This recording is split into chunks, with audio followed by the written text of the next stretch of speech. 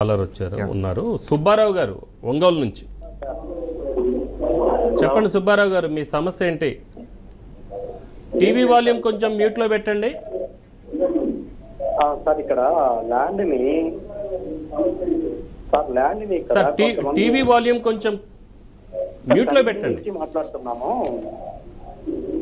ఇక్కడ ల్యాండ్ ని కొంతమంది ఏం చేస్తున్నారంటే రియల్ ఎస్టేట్లు ల్యాండ్ ని కొంతమంది రియల్ ఎస్టేట్ ప్లస్ అక్కడ ఉన్నటువంటి పొలిటీషియన్స్ కలిపి అన్ని ఆక్రమించేసి తర్వాత శ్మశానాలు కూడా ఆక్రమించేసి దారులు లేకుండా చేసేస్తా ఉన్నారు. మరి వాళ్ళ మీద ఎలా యాక్షన్ తీసుకోమంటారు? మీరు ఎక్కడి నుంచి ఫోన్ చేస్తున్నారండి? ఒంగోలు నుంచి సుబ్బారావు గారు. సార్ లాయర్ గారు మాట్లాడుతున్నారు. వాల్యూమ్ కొంచెం మ్యూట్ చేయండి. హలో సార్, మీ టీవీని ముందు మీరు మ్యూట్ చేయండి. సౌండ్ తగ్గించుకోండి, టీవీలో సౌండ్ తగ్గించుకోండి. తగ్గించాను సార్, నేను బయటకే వచ్చేసాను పక్కకి. ఇప్పుడు మీ సమస్య ఏంటో చెప్పండి. మీ సమస్య ఏంటో చెప్పండి.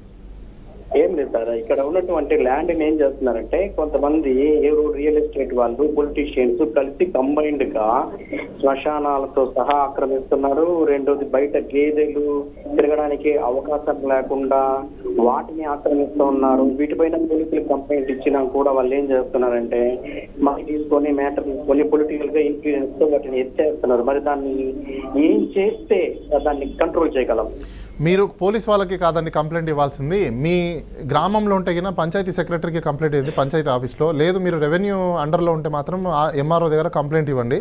ఎంఆర్ఓకి కానీ లేకపోతే పంచాయతీ సెక్రటరీకి కానీ మీరు కంప్లైంట్ ఇచ్చిన తర్వాత వాళ్ళు 7 రోజుల లోపల లేదంటే 15 రోజుల లోపల మీ కంప్లైంట్ని కానీ ఒకవేళ ఫార్వర్డ్ చేసి దాని మీద యాక్షన్ తీసుకోలేదు అంటే మీరు హైకోర్టులో రిట్ పిటిషన్ ఫైల్ చేసుకొని పలానా కంప్లైంట్ ఇచ్చాము, గవర్నమెంట్ వాళ్ళు పని చేయట్లేదు, దాన్ని కాపాడట్లేదు అని చెప్పేసి అని మీరు హైకోర్టు నుంచి డైరెక్షన్స్ తీసుకోవచ్చండి. కామారెడ్డి నుంచి చంద్రం గారు కాల్లో మాట్లాడుతున్నారు. దాని తర్వాత మళ్ళీ డిస్కస్ చేద్దాం. సార్ చంద్రం గారు, మీ సమస్య ఏంటి చెప్పండి. నమస్కారం సార్. అడ్వకేట్ గారు ఉన్నారు, మాట్లాడండి. నమస్కారం సార్. నమస్తే అండి. సార్ మరి 86లో నేను ఒక 9 గుంటలు అమ్మినాను సార్. అయితే దాన్ని ఇప్పుడు ఏం చేసారంటే 9 గుంటలకు బదులు 11 గుంటలు యాక్టిఫై చేసుకున్నారు, వాళ్ళ ఆధీనంలో తీసుకున్నారు. మాకు తెలియదు సార్, ఇప్పుడు అది అట్లా 11 గుంటలు ఉన్నది అన్నట్టు తెలియదు. అక్కడ 32 గుంటలు ఉండే మరి. అయితే ఇప్పుడు ధరణి వచ్చినప్పుడు చూసేసరికి 2 గుంటలున్నర అందులోకి వెళ్ళిపోయింది, కట్ అయిపోయింది. అయితే మళ్ళీ నేను వాళ్ళకి కంప్లైంట్ చేసి అటువంటి ధరణిలకు మళ్ళీ తెచ్చుకున్నా. ఇప్పుడు నా దగ్గరనే ఉన్నది 23 గుంటలు, కాకపోతే మా ఆధీనంలో లేదు. నేను ఏం చేయాలి అనేది నాకు. మీరు తెచ్చుకున్నామంటున్నారు, మళ్ళీ మీ ఆధీనంలో లేదు అంటున్నారు. ఏం తెచ్చుకున్నారు మీరు? అంటే పట్ట పేపర్ ప్రకారము పాస్బుక్ ప్రకారం నా దగ్గర ఉంది, సత్యాలు మాత్రం. సో మీ దగ్గర పేపర్ ప్రకారం ఉంది కానీ ఫిజికల్ గా లేదంటారు, అంతేనా? అయితే మీరు ఒక పని చేయండి, ఇమీడియట్ గా మీరు రెవెన్యూ డిపార్ట్మెంట్కి సర్వేకి అప్లికేషన్ పెట్టుకొని సర్వే చేయించుకొని మీ ల్యాండ్ని బౌండరీస్ని వేయించుకోండి, మీరు మీ ల్యాండ్ని తీసుకోవచ్చు. ఓకే అండి. మరొక కాలరు రవీంద్రబాబు గుంటూరు నుంచి. రవీంద్రబాబు గారు నమస్కారం, చెప్పండి. నమస్తే అండి ప్లేడర్ గారు. నమస్తే. మీరు చెప్పిన దాంట్లోనే ప్రతి నేను టోటల్ గా చెబుతున్నాను ఆన్సర్ ఉంది. ఇండియాలో ఏమి చేయలేము, అందులో ఆంధ్రాలో ఏమి చేయలేము, కబ్జా అయినా ఇంకోటైనా. మీరు తర్వాత సార్ హలో చెప్పండి వింటున్నాం. తర్వాత మీరు చెప్పారు లేనాళ్ళు ఇబ్బందుల్లో ఉండాళ్ళు కోర్టు సాయం చేసిద్దండి. కోర్టు సాయం చేయమని ఎవరు అడగరు, ప్లేడర్ను పెట్టుకుంటారు. ఇవాళ ఖర్చులను బట్టి ఎవరో తెలియనాళ్ళు తప్పితే ఫీజు ఎంత అవుతుందని బాధపడరు, న్యాయం జరగట్లేదని బాధపడతారు. రెండోది, ఇప్పుడు మీరు ప్లేడర్ గారే కదా, మీరేమనుకోవద్దు. కోర్టులో వాయిదా వేస్తే 20 ఏళ్ళు పట్టిద్దో 30 ఏళ్ళు పట్టిద్దో అతను ఉంటాడో లేదో తెలియట్లా.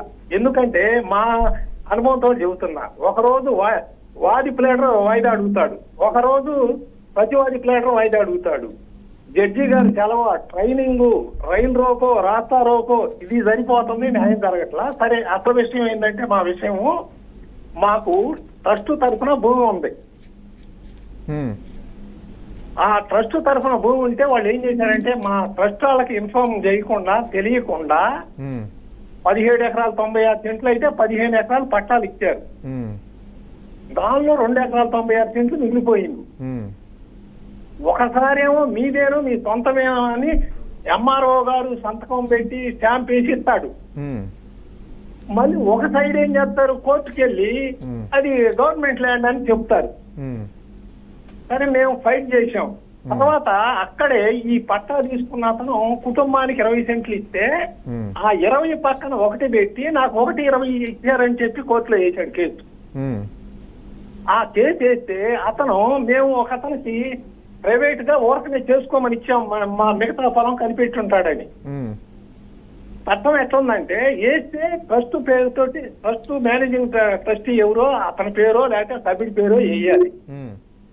నేను ఎందుకు చెబుతున్నానంటే మీకు కోపం వచ్చిందేమో ప్లేడర్ గారి దగ్గరకు పోయి నేను ఇదే డిస్కస్ చేసి ఏమండి పొలం మాది. ఓకే మీరు క్లుప్తంగా చెప్పండి సార్. మానేదే వేయాలి. అడ్వకేట్ గారికి అర్థమైంది ఆల్రెడీ మీరు అడ్వకేట్ అప్రోచ్ అయి ఉన్నారు కాబట్టి ట్రస్ట్ అంటే పబ్లిక్ కి సంబంధించిన ప్రాపర్టీ కాబట్టి ట్రస్టీలో వేయాలని ఏం లేదండి. ఇంట్రెస్టెడ్ పర్సన్ ఎవరైనా కూడా ట్రస్ట్కి సంబంధించిన ప్రాపర్టీలు ఎవరైనా అన్యాక్రాంతం అవుతున్నప్పుడు ఇల్లీగల్గా ఎవరైనా ఆక్యుపై చేసుకుంటున్నప్పుడు దాన్ని సేవ్ చేయడం కోసము గుడ్ ఇంటెన్షన్తో ఎవరైనా కూడా కేసు వేసి దాన్ని కాపాడే అవకాశాలు అయితే ఉంటాయి, వాళ్ళు చేయొచ్చు.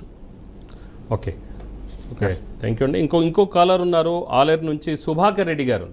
సుభాకర్ రెడ్డి గారు చెప్పండి మీ సమస్య ఏంటి? హలో సార్ చెప్పండి, అడ్వకేట్ గారు ఉన్నారు, మాట్లాడండి. అది మాది భూమి మీరు 2000 కొన్నామండి. అది ఒక నెంబర్లా 18 ఎకరాలు ఉంటే అందులో 3 ఎకరాల 4 ఎకరాల భూమి మేము మాకు అందులో రిజిస్ట్రేషన్ అయింది. 20 ఏళ్ళ నుంచి వెళ్ళి పాస్బుక్లు ఉన్నాయి.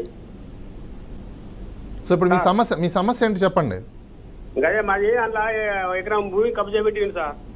పెట్టి దాని మీద ఇంజక్షన్ ఆర్డర్ తెచ్చుకున్నాడు మా పద్ధతి. ఆయన ఇంజక్షన్ ఆర్డర్ తెచ్చుకుని మాకు పంపిస్తే మేము దానికి జవాబు వేసినాము.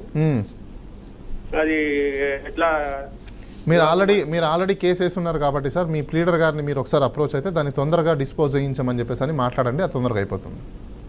ఇప్పుడు మాకైతే భూమి వస్తుంది కదా అని అడుగుతున్నాం. మీ దగ్గర డాక్యుమెంట్ పర్ఫెక్ట్గా ఉంటే మాత్రం కోర్టు ఖచ్చితంగా మీకు న్యాయం చేస్తుందండి.